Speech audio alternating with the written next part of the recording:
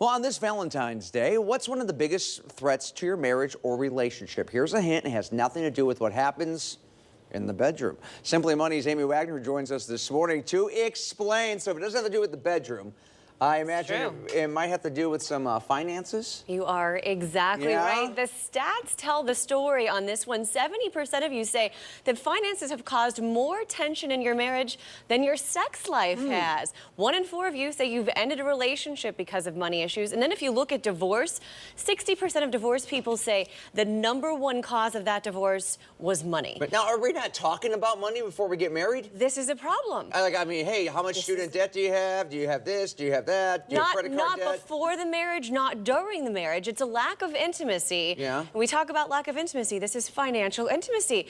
This is crazy. There's such a disconnect here. So 50% of you don't even know how much is in your partner's account, their 401k, if you have separate bank accounts. And 32% of you, this is crazy, do not know how much your partner makes. That is nuts. More than 30% of you have no idea. So how can you come up with a budget? How can you figure out how much you can spend if you don't know how much the two of you are making? Now, does this have anything to do with like joint accounts or not? Like, I mean, some of these lower numbers, is it because people don't have joint accounts? If you have joint accounts, I think you have a better idea of knowing everything. Either way. I mean, people do it both ways. They've got separate accounts or joint accounts, but we see this in both situations. People are just not talking about money. So here's what we propose. On this Valentine's Day, make a money date. Now, I'm not saying I'm not saying tonight take the romance out of it and talk about money, but maybe this Sunday morning over coffee, over a bottle of wine sometime, bring your credit reports. Exchange them. Take a look at the other person's credit reports. That tells a lot about the other person, where they've come from.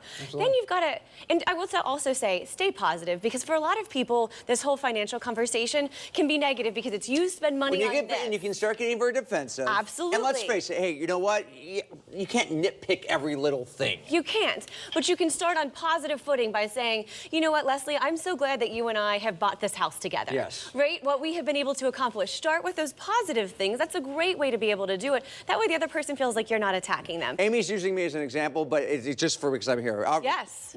We're financially intimate. We're good. You're good, right. We're good. But you could, yes, you're financially, we won't talk about your intimacy, Frank, but well, we got 2 kids, so everything is fine with you. Yeah. But start this conversation and talk about your financial goals. This is a big thing.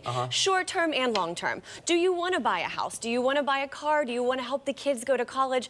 And then retirement. You know, my husband David and I sat down and talked about retirement recently. We were on completely different pages, different ages. What it looked like to me was very different from what it looked like to him. Once we had the conversation together, I felt really good about where we were going. So, strong financial foundation equals strong marriage. Start talking.